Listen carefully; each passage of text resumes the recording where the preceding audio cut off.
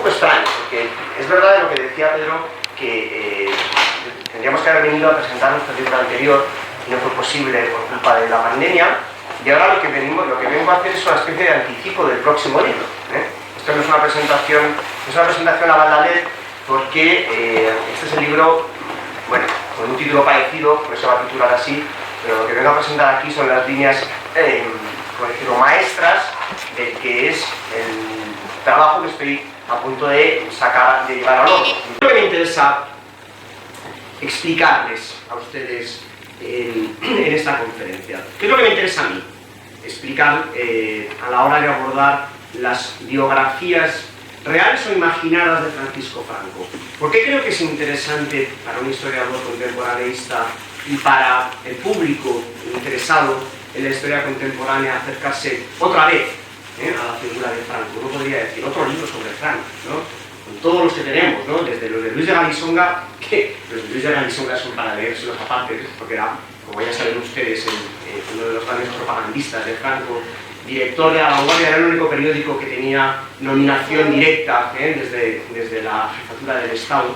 Luis de Galisonga pues, era el que escribió aquello de que Franco era argentinera en Occidente. Luis de Galisonga es uno de los primeros grandes biógrafos, los habrá otros evidentemente, Joaquín Arrarás, por supuesto, Manuel Aznar, el abuelo del expresidente del gobierno, y sobre todo los contemporáneos. Quiero decir, uno puede decir, ¿qué puede aportar un libro sobre Franco? A lo que no hayan dicho ya, pues Paul Preston, evidentemente, el autor de la gran biografía canónica sobre la figura de Francisco Franco, lo que no haya aportado ya Alberto Rey Tapia, lo que no haya aportado ya Antonio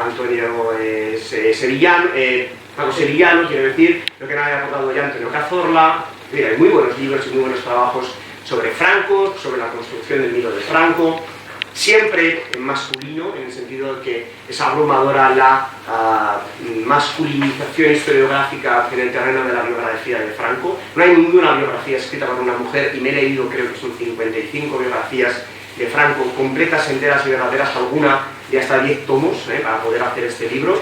Solamente hay un libro que se acerca a la figura de Franco escrito por una mujer, es una chica italiana, Laura Cenovi, que escribió la construcción del mito de Franco, publicado por Cátedra, si no recuerdo mal. Aparte de eso, todas las voces son única y exclusivamente masculinas, incluida la mía.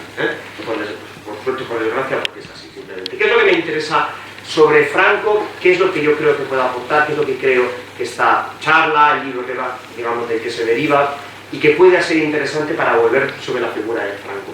Es muy interesante observar, desde mi punto de vista, en un contexto cronológico, la evolución de la imagen del dictador.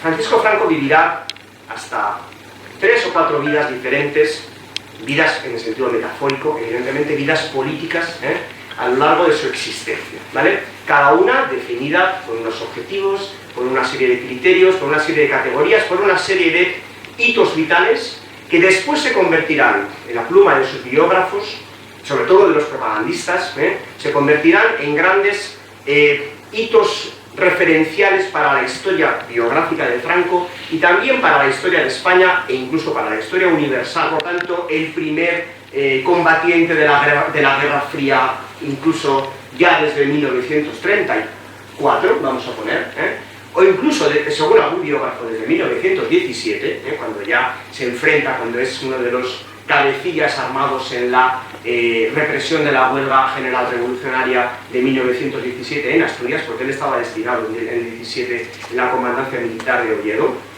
donde se conoció a su mujer, por cierto, y se acabaría casando. Esta presencia universal de Franco, incluso en el ámbito del anticomunismo y del bastión contra el comunismo en la Guerra Fría, con 30 años de antelación, esto nos está hablando fundamentalmente de una evolución contingente, una evolución que podemos situar en la cronología de la figura y de la biografía de Franco. Es decir, podemos hablar de las vidas del dictador, de los espejos del dictador, ¿vale?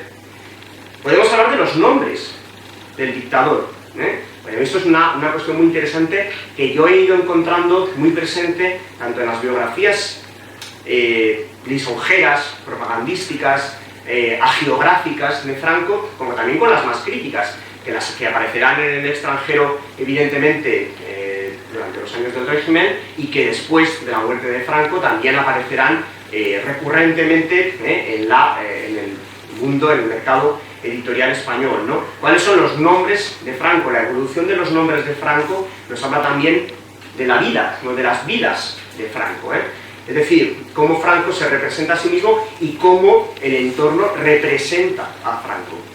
Es una evolución que básicamente pasará por una serie de fases que vamos a ver en esta conferencia, pero que les puedo resumir, que empezará siendo Paquito Cerillita, Cerillita, el pequeño estudiante de la Academia Militar de Toledo, pequeñito y cabezón, imberbe y asexuado, o al menos así dirán algunos de sus compañeros, para pasar a ser el comandantín de Asturias, para ser después el pequeño general de la Segunda República, después Miss Canarias 36 o Paca la Culona, que será el nombre con el que le llamaba su muy poco amigo, general Gonzalo Queipo de Llano, que primero le llamaba Paca la Culona, por aquello de que era Francisco, afeminado, Paca.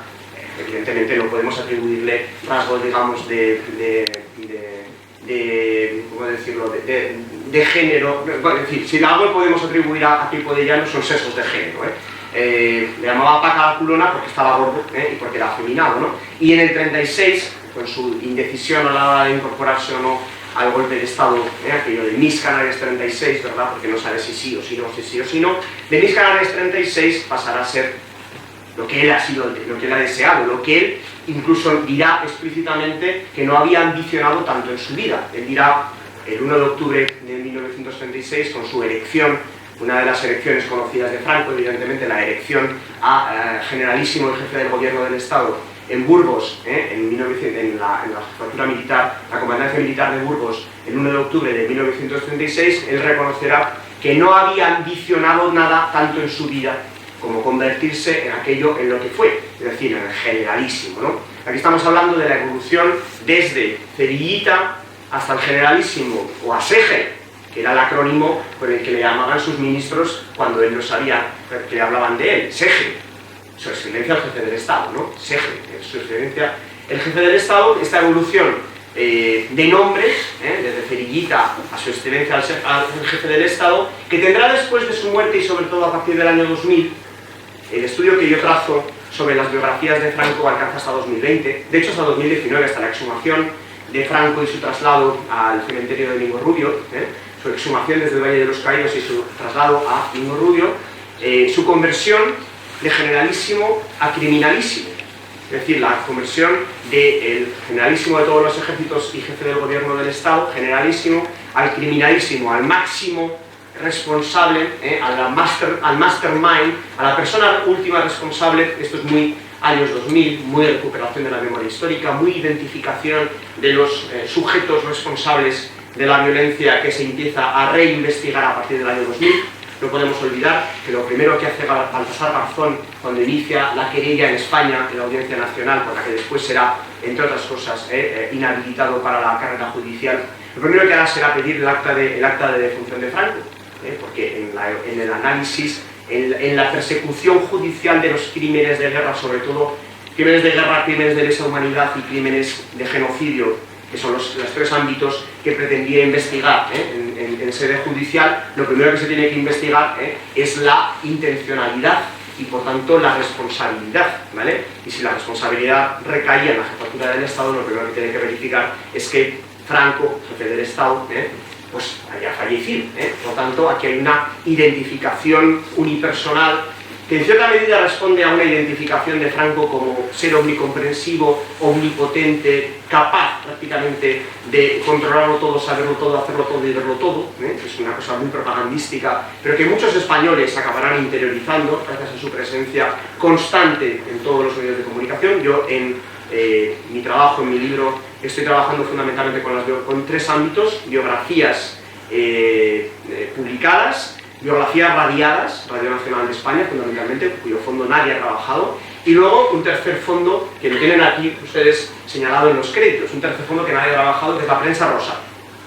una fuente fundamental para acercarse a la historia social de cualquier representación cultural, como la que yo hago de la imagen de Franco, ¿vale? La presencia es una omnipresencia que hará precisamente que también en los años 2000, cuando se hable de la violencia, se hable de la violencia franquista, de Franco como agente de violencia, de Franco como el máximo responsable, cuando sabemos, y esto lo podemos hablar si acaso en el debate, aunque aparecerá a lo largo de la exposición, que cuando hablamos de represión franquista o de la responsabilidad de Franco en la violencia de 1936, muchas veces nos tenemos que palpar la ropa a los investigadores y las investigadoras, porque la cosa hay que matizarla mucho, pero sobre eso hablaremos un poquito más adelante. Me interesa, por tanto, analizar los nombres de Franco, los mitos asociados a su biografía. Yo no hago una biografía canónica, sino una biografía de los mitos asociados a la vida de Franco, es decir, la biografía construida a base de mitos, una serie de mitos que ahora veremos, ubicados en sus diferentes fases vitales. Me interesa mucho la autopercepción de Franco, qué pensaba Franco de sí mismo, a pesar de que Franco tenía muy poca, aparentemente a partir de las fuentes tenía muy poca percepción de sí mismo, más que nada porque no leía sus biografías. Y no leía sus biografías porque no leía nada, fundamentalmente. Esto se lo digo aquí en secreto, que no salga de aquí, hay una persona grabando, luego aquí le censuraremos, ¿verdad? Es broma, evidentemente. Pero yo he podido hablar con el comité de la Diputación de La Coruña, que ha trabajado en la resignificación, en la recuperación para el Estado y la resignificación de la que era la residencia estiva de la familia Franco, del Pazo de Meirás, ¿no? Evidentemente el Pazo de Meirás se devuelve al Estado después de muchos años de purgado, expurgado, sacar documentos y sacar de todo, lo que queda allí pues es realmente una muestra casi de museo de lo que podía haber sido realmente en utilidad, ¿no? Cuando estaba en función el Pazo de Meirás. Lo que concluyen es que básicamente no había libros, y no había libros fundamentalmente porque Franco no leía, porque los únicos libros que leía eran los que les llevaba Salazar o los ministros de Salazar cuando le visitaban en verano en la residencia estiva, fundamentalmente libros de caza, libros de pesca y poquito más, ¿no? Franco leía poco o no leía directamente, ¿no? Por lo tanto es difícil saber si Franco tenía algún tipo de autoconciencia, si se creía sus propios mitos a partir de lo que dicen sus biógrafos, no lo podemos saber, ¿vale? Sí que sabemos alguna cosa. Yo, por ejemplo, he podido investigar, he podido encontrar en el sitio más bizarro que existe en el hemisferio norte de la Tierra, que se llama la Fundación Nacional Francisco Franco, es el sitio más absurdo y bizarro que existe sobre la faz de la Tierra.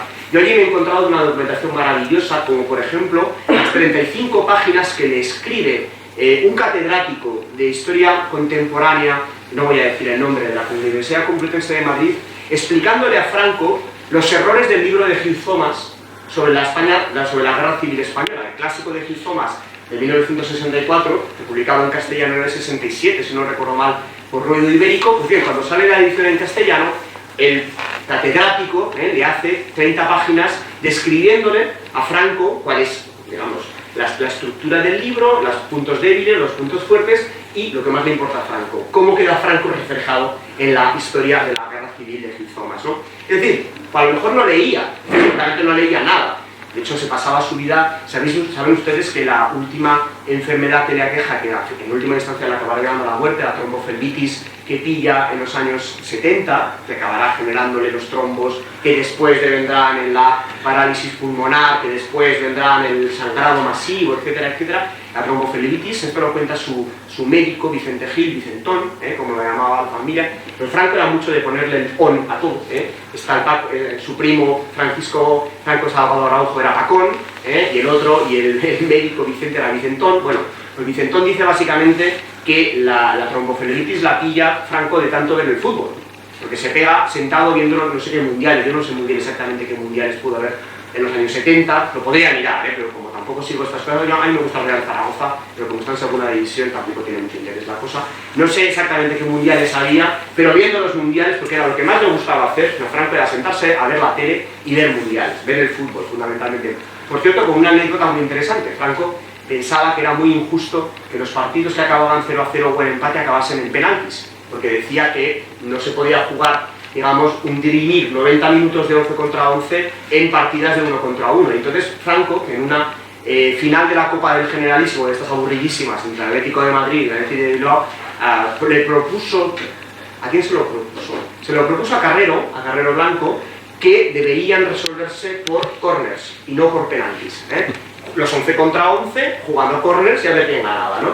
Franco tenía unas ideas verdaderamente de bomberos. Para una autobiografía que él habría dictado, a Pacón, precisamente, a su primo, Francisco Franco Delgado Araujo, que no llegó a publicar. En cierta medida, Franco escribía más de lo que publicaba, escribía más de lo que leía, y escribía poco, que se sabe que escribe el Diario de la Bandera con sus experiencias como jefe de la primera bandera de la Legión en 1920. Después escribe una serie de artículos que publicará junto con su primo, precisamente con el título Masonería, bajo el seudónimo de Luis de Bor. Escribirá el guión de la película Raza, que luego dirigirá José Luis de Heredia. Por cierto, interesante esto, hablando del Pazo de Meirás, la publica bajo el seudónimo de Jaime de Andrade. ¿Saben ustedes por qué acepta Franco la donación del Pazo de Meirás, donde no tenía ninguna vinculación? Él es del Ferrol, pero detesta Ferrol, sobre todo el Ferrol decadente después del fin del imperio, digamos, de la pérdida de las colonias, después del desastre colonial de 1898. Franco detesta su infancia en el Ferrol. ¿Por qué decide aceptar el regalo de los empresarios y autoridades locales y regionales del Pazo de Meirás? Mi hipótesis, la hipótesis de otros historiadores, entre ellos Emilio Grandío, no sé si ustedes la han leído algo, es que Franco se cree vinculado por línea familiar materna con los Andrade, que es una línea familiar en la que está vinculada, a la que pertenece Rosalía de Castro, que es la legítima dueña del Pazo de Meirás, como ustedes saben, ¿no? Rosalía de Castro pierde un hijo durante la guerra civil en la cárcel Modelo, ¿de la Modelo? Sí, de la Modelo, y lo fusilan en Torrejón de Ardoz, en noviembre de 1936. El hijo de Rosalía de Castro, fusilado en la violencia revolucionaria en Madrid, fusilado en Torrejón de Ardoz, se llama Jaime. Él publica su libro como Jaime de Andrade. Los Andrade, que es la línea familiar de los Castro, a la que pertenece Rosalía de Castro, y el nombre de pila del hijo fusilado de Rosalía de Castro. Y luego, para inmediatamente aceptar como algo que pertenece también a su estirpe familiar, la residencia fundamental, la residencia vinculada a Rosalía de Castro, que es el Pazo de Meirás. En cierta medida, acepta el Pazo de Meirás, que es uno de los grandes espacios simbólicos, problemáticos, evidentemente, de la biografía de Franco. La acepta porque considera que le pertenece, porque considera que pertenece a su raigambre familiar, ¿vale? Esto es interesante porque es una hipótesis que nadie ha trabajado, que nadie ha propuesto, pero que yo creo que se sostiene, sinceramente. Y como dice en italiano, se non è vero, è ben trovato. Quiere decir que si no es verdad, al menos funcionar retóricamente funciona. ¿Cuál es la autopercepción de Franco si Franco se creía sus propios mitos? Pues la de la predestinación. Predestinado desde el nacimiento a el liderazgo, el caudillaje, el liderazgo natural, el héroe natural, la providencia. Dios marca mi destino. Esto lo dirán todos sus biógrafos, incluso los más lisonjeros. Luis de Galisonga precisamente escribirá una cosa muy interesante. Saben ustedes que cuando está destinado, no en la Legión, cuando está aún en los tabores de regulares, a Franco le disparan, que es herido en una pequeña batalla en el Rif, es herido en el bajo vientre. Las malas lenguas dicen que en el muy bajo vientre, en el sentido de que habría sido en la zona urogenital fundamentalmente, pero la oficialidad, las partes oficiales dirán que en el bajo vientre, ¿vale? Una bala que no alcanza milagrosamente ningún órgano vital y que le permite sobrevivir. Según Luis de Galisonga, esa bala la pone en su destino Dios, para que Franco tenga tiempo de descansar y formarse. Ganar tiempo para formarse y para crecer intelectualmente. Ganar tiempo para convertirse en lo que después será, en el líder natural, generalísimo de todos los ejércitos y jefe del gobierno del Estado. Es decir, la providencia está en su mito. La providencia está siempre presente para guiar su destino y para guiar el destino de los españoles. Esto será el elemento central sobre el que se fundará prácticamente toda la propaganda, desde la carlista hasta la falangista, desde la de los años 30 hasta la de los 50, desde incluso la primerísima biografía que se escribe en tiempo de guerra, que la escribe Millán Astray, la escribe el mismísimo Millán Astray, y que es de las más interesantes de todas. Todo hay que decirlo, de las más divertidas, de las más locas, porque Millán Astray estaba, como saben ustedes, como una auténtica regadera y escribía como una auténtica regadera, ¿no? Entonces lo que lees sobre Franco en la biografía de Millán Astray pues es realmente muy interesante. El problema es que es un folletín, es una cosa muy chiquitita, ¿no? Pero bueno, si nos creemos, si pensamos que Franco se creía sus mitos, y esto es una cosa que dice Franco, que dice Paul Preston en su inmensa biografía, y yo no me atrevo a contradecirle, Franco se creía su propia propaganda. ¿Por qué no se la va a creer? Si está rodeado de labeculos, fundamentalmente. Eso es una cosa que le suele pasar mucho a los dictadores, pero sobre todo a los dictadores que se perpetúan de manera vitalicia, que se creen su propia propaganda, más que nada porque no tienen una mirada crítica que les haga de contraste. Franco se cree la propaganda porque siempre se rodeará de labeculos, para entendernos.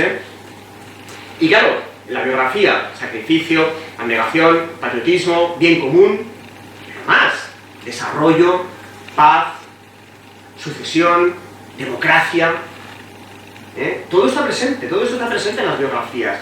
El Franco del liderazgo natural de la guerra civil, el Franco contrarrevolucionario del 17 y del 34, que vence la guerra civil contra los enemigos de España, contra la anti-España, después construye las bases para, según sus biógrafos, las bases para alcanzar la democracia en este país, para construir las bases económicas, políticas, sociales y culturales para el desarrollo y el bien común, ¿vale? Esto es una cosa que, si se la cree Franco, está presente en toda su biografía, ¿vale? Cronologías, importante. Todo esto tenemos que ubicarlo en una línea cronológica. No es lo mismo las biografías publicadas en los 30, las biografías publicadas en los 70. Evidentemente las de los 70 permiten una mirada cronológica que permite ubicar mejor y poner en un rango de importancia diferentes elementos, ¿no? Pero bueno, sobre esto vamos a hablar a continuación. Los créditos de las imágenes son fundamentalmente extraídas de Lola, porque he tenido la locura divertidísima de trabajar, como les decía, con la prensa rosa. ¿Qué es lo que nos encontramos en la biografía de Franco adherido a la primera vida de Franco? A la vida previa al golpe de Estado, a la vida previa a su intervención en la a la puesta en marcha de la guerra civil más cruel y brutal de la historia del país que tanto dice amar y de sus compatriotas a los que tanto dice proteger. Pues nos encontramos fundamentalmente una serie de elementos que cronológicamente nos hablan de aquello que os estaba diciendo en la diapositiva anterior: predestinación, providencia, abnegación y sacrificio. Franco como gran sacrificado por el bien de la patria, que a partir de una infancia atormentada, las biografías oficiales evidentemente nunca hablarán de abandono paterno, o al menos construirán un marco narrativo que nos encontraremos en prácticamente todos los elementos críticos de la biografía de Franco, a saber, la sublimación de la carencia. Aquello que es malo se sublima, aquello que es malo, aquello que es pertinaz, aquello que puede suponer un problema en la construcción biográfica de Franco, se vuelve para convertirse en un reto superado. Es un poco coaching todo esto, pero es que eran un poco coaches los biógrafos de Franco, porque tienden realmente a reconstruir los elementos críticos de la biografía de Franco, dándoles una vuelta como elementos de superación personal. ¿Cuál es la primera superación personal? Aparte de su propio físico poco agraciado, y esto es una cuestión que a mí me ha costado. Realmente los biógrafos oficiales, los lisonjeros, lo tratan como un ser bello, hermoso, agradable, la sonrisa del caudillo. Todos los biógrafos hablan de su sonrisa, ¿verdad? Yo siento ustedes, imagino que están ustedes sonriendo. Es que lo malo de las mascarillas es que no sabemos si alguien se ríe. Cuando yo estoy todo el día soltando bromas, chanzas y tontadas en mis charlas, y no sé si la gente ahora si ahora en mi público se ríe, no, hagan ustedes como en las asambleas de Podemos,